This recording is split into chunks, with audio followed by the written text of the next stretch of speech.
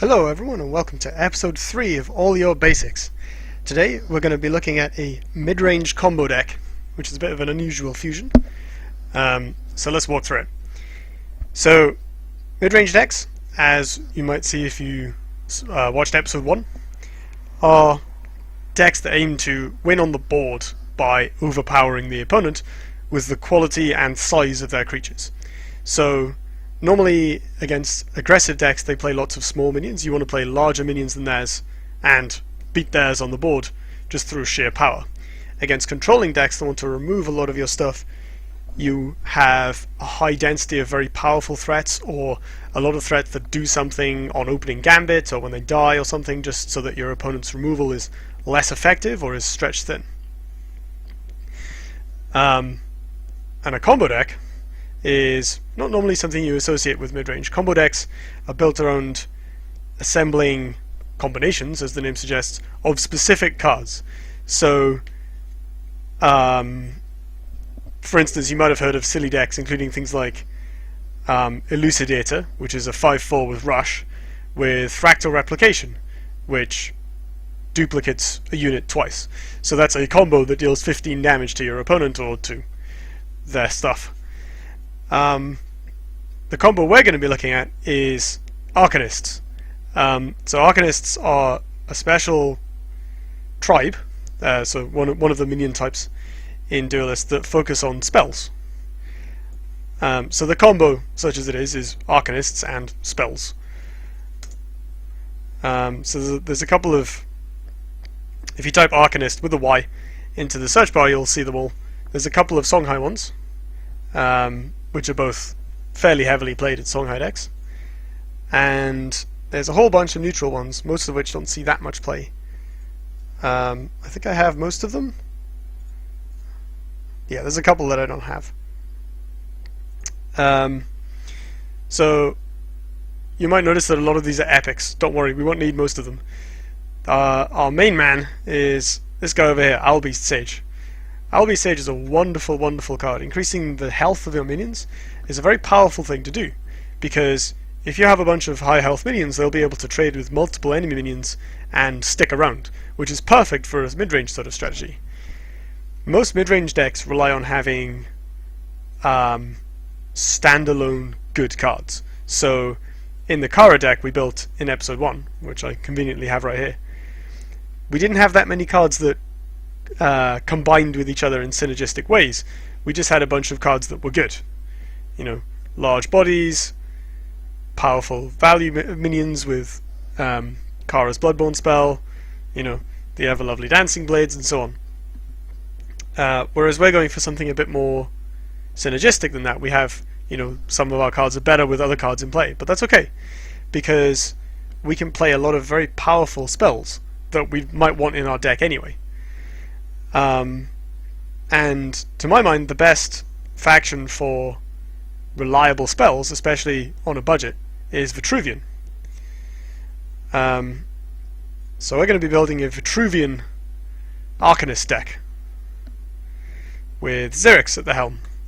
So Xerix's Bloodborne spell makes a 2/2 Iron Dervish somewhere near him.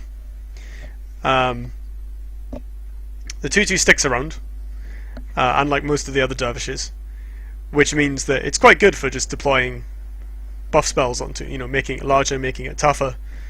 That'll be useful for us.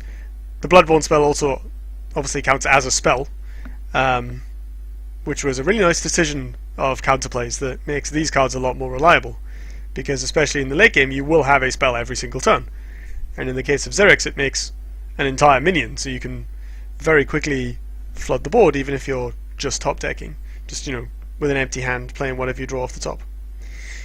So the Arcanysts we're going to want to run. We will want Owlbeast Sage. Owlbeast Sage is generally the best Arcanist. Most Arcanist decks that I've seen, of which, you know, they're actually reasonably popular, run 3 Owlbeast Sage. He's kind of the main draw. It's mostly seen in Songhai decks, where it buffs your Foewinds Mage and Chakri avatar, making them very difficult to remove, as well as being a resilient threat itself, which Songhai doesn't normally get. And Lionar decks, where you can make it very tough and then give it Divine Bond, and kill your opponent very quickly. The next one we want is Prismatic Illusionist. This card is surprisingly good. The two ones are fragile, but it's possible to make a lot of them, and Vitruvian have a couple of cards that are really good when you've just got a board full of stuff. Sunseer is quite good for survivability.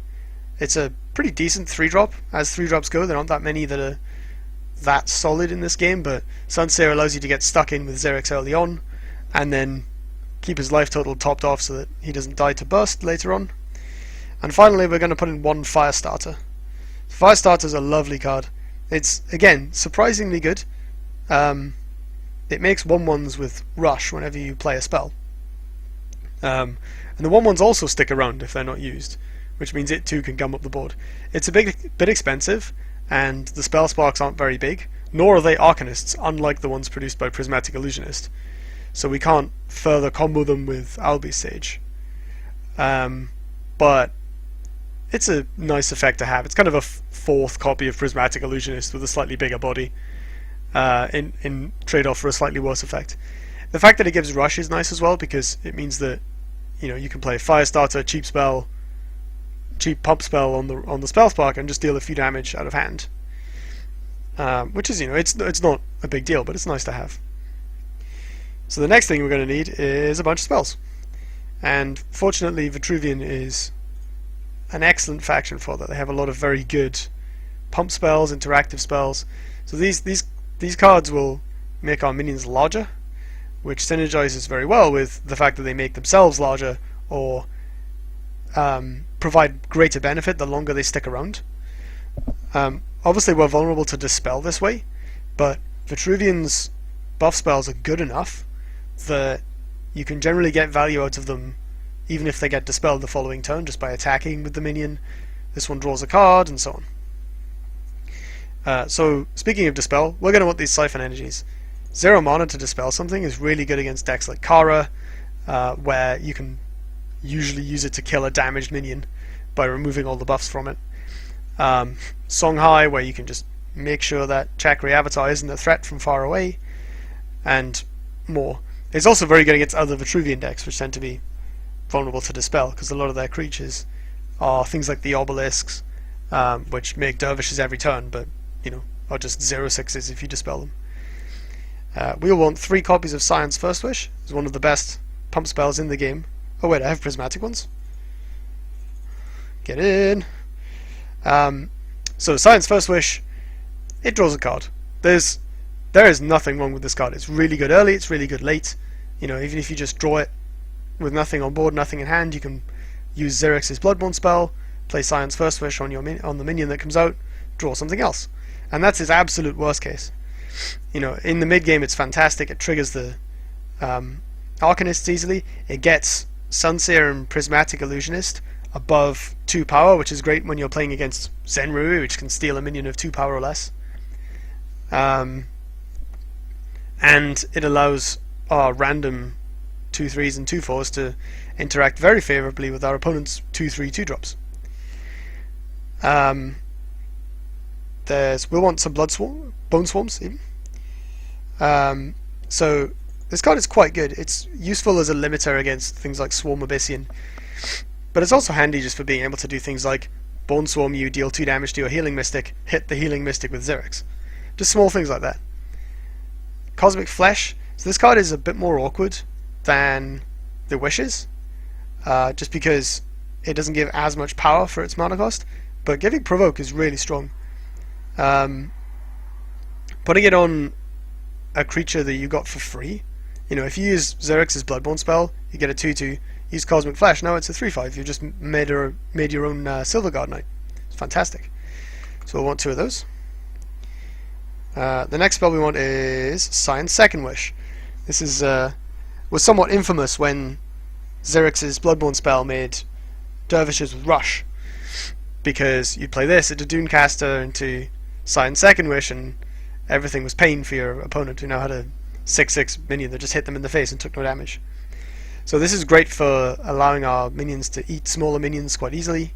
You play this on a 2/3, you eat their 2/3, you have a 4/2 left over that your opponent, a 4/3 left over that your opponent's general can't harm. That's fantastic.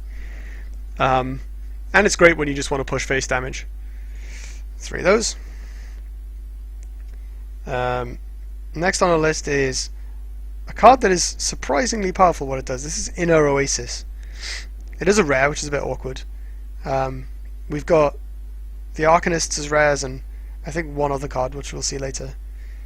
But Inner Oasis is not really the sort of card you could easily craft and reuse. However, if you want to play this deck, I do think you want at least 2 copies.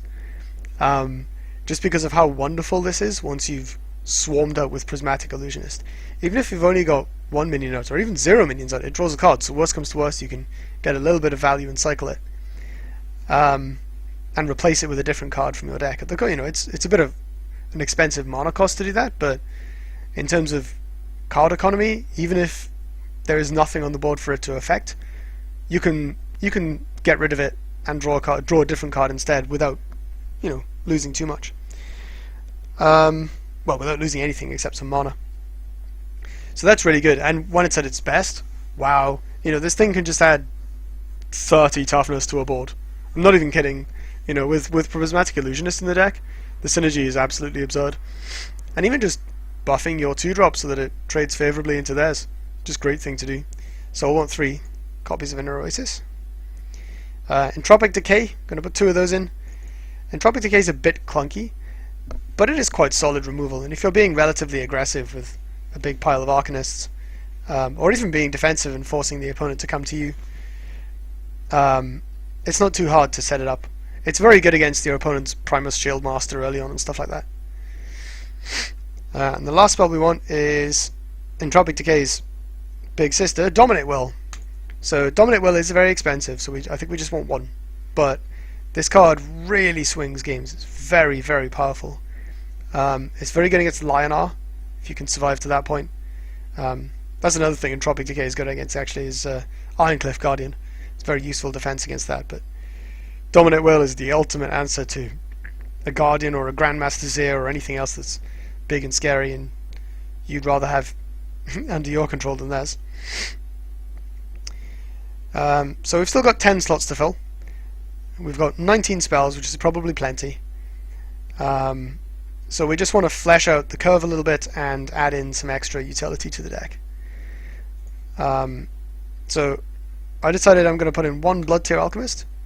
Only 1 because we have Bone Swarm for, you know, the kind of overlaps with it a reasonable amount. We want minions that do a little bit more by themselves, even though Blood Tear is nice to have just because there are certain things that it answers very well and very cheaply. And of course it's quite nice with Inner Focus. Inner Oasis. Or Cosmic Flash, you know. That's not the worst thing ever. But generally, if our hands clog up with effects like this, we're going to struggle to fulfill the main plan of our deck, which is casting spells and Arcanysts. We do, however, need some 2-drops.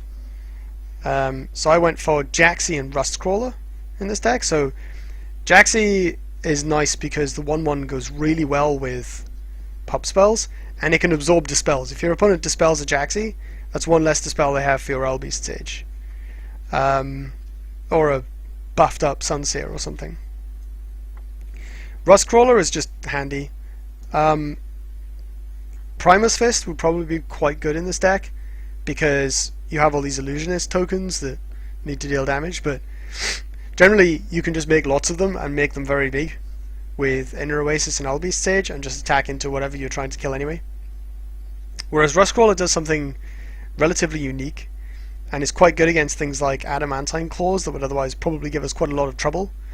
Because if our opponent gets off to a resilient start that pressures us, that's going to be one of the things this deck has the most trouble with. So if they play an early Arclight Regalia or Adamantine Claws or something, it's nice to have a bunch of answers to that in the deck that also double as 2-drops. So on that, I think Rustcrawler is probably better for us than Primus Fist or Healing Mystic. Like for Healing Mystic, we have Inner Oasis and Sunseer to cover quite a lot of Healing Mystic's normal role. That also, of course, synergize better with the rest of what our deck is doing. Whereas Rustcrawler does something the rest of our deck doesn't. As does Jaxi, you know, it offers this ranged utility that can really take over a game. If you get a mini Jax in a corner and you put a buff spell on it, your opponent has to answer that. If they don't have something, it doesn't matter what the rest of their game plan is doing. If they're taking 4 damage a turn to their minions from a buffed up Jaxi token, that's really hard to come back from. It's very similar to Pyromancer, but a bit less fragile. And the last card we're going to put in, speaking of Pyromancer, is Starfire Scarab. So this is the blast minion that doesn't just die to Blood Tier Alchemist or any other random cheap removal spell the opponent dares to throw at it. The Scarab is there as kind of an alternate win con. It goes pretty well. Sorry, that's win condition. An alternate win condition.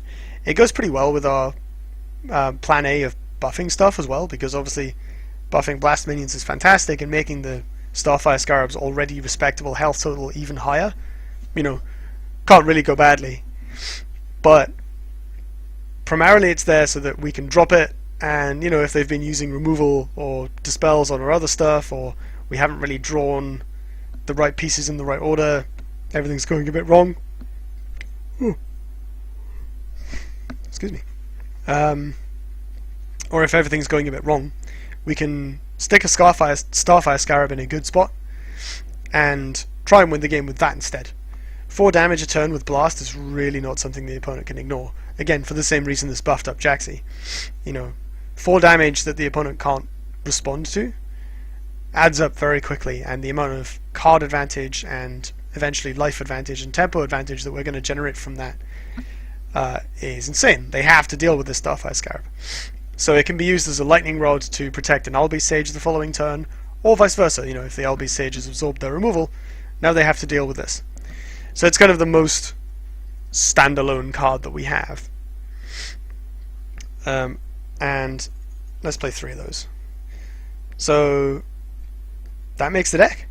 The curve looks pretty good, although if you think about it, most of the cheap things aren't minions, which can be an issue. We do have enough minions that we aren't going to be massively behind, and in my test games so far, I found it okay. Especially when we're going second, because we have, I think, 12, well, I guess 13 if we want to use the Blood Tier Alchemist. So 12 or 13 things we can play on the first turn, just to get on the board. Turn 1 Sunseer is actually quite nice. So, yeah, that's Arcanist Vitruvian. Like I said, I've built the list and taken it for a couple of test games already. It seems to be quite good. I think I'm 3-2 with it so far, and one of those games was so incredibly epic that I'm going to show it to you in part 2. I don't think anything I'm going to be able to do live on air is going to top that, just because that game was 1 in a million.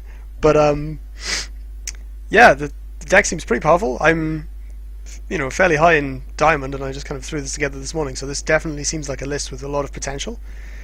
In terms of budgeting, the Arcanysts are mostly rares. We've got Owlbeast Sage is 3 of, Prismatic Illusionist is 3 of, Firestarter is 1 of. The Firestarter is less necessary than the other 2, so if you don't have it and don't feel like crafting it, that's fine. You will need these. These are kind of what the deck thrives on. The good news is that Arcanysts are great. They're quite flexible, and you can build them in pretty much any faction if you try hard enough. And I'm pretty sure I've played against Owlbeast Sage from every faction at least once. The other rare, there's a Dominate Will. If you don't have that, you can probably just play a 3rd Entropic Decay, and that's not the worst thing ever. There's the Inner Oases. I think you will need at least 2 of these, and ideally the 3rd. But if you don't have any, that's fine. Put in 3 other spells instead.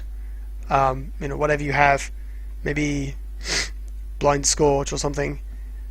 And give the deck a go. So what's the worst that can happen, right? You play a slightly suboptimal list. It's fine. So I think with a total of 10 rares, 11 rares with the Dominant Will, they shouldn't be too difficult to craft or put together from stuff you've opened if you've been playing for, say, 2 weeks, maybe 3 weeks. So I think this is a pretty easily attainable deck, and the Arcanysts will carry you far. Plus it's really fun going by so far.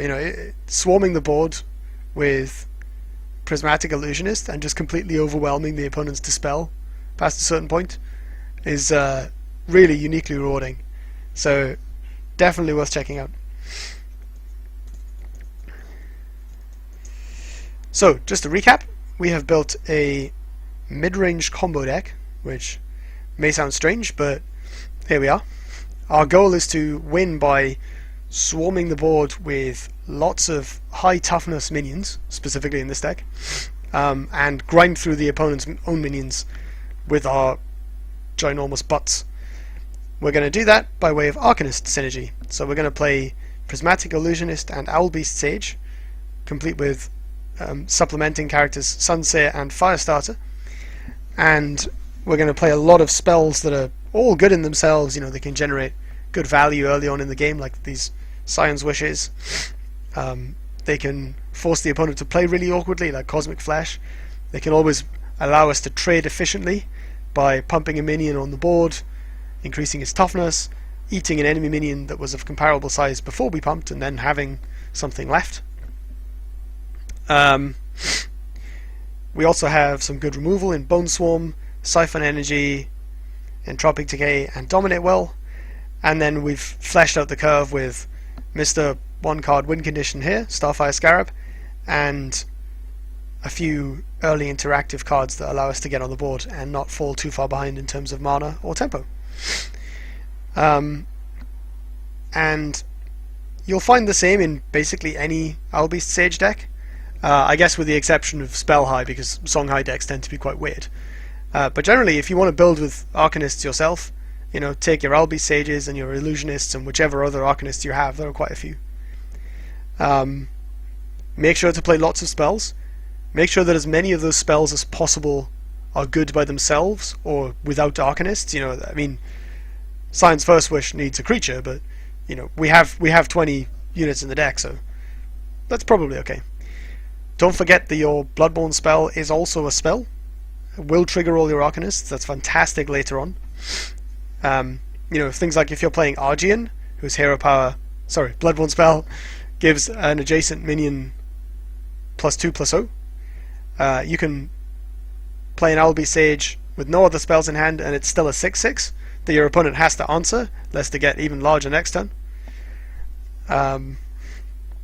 The Arcanysts are a tribe with a lot of versatility and a lot of fun potential.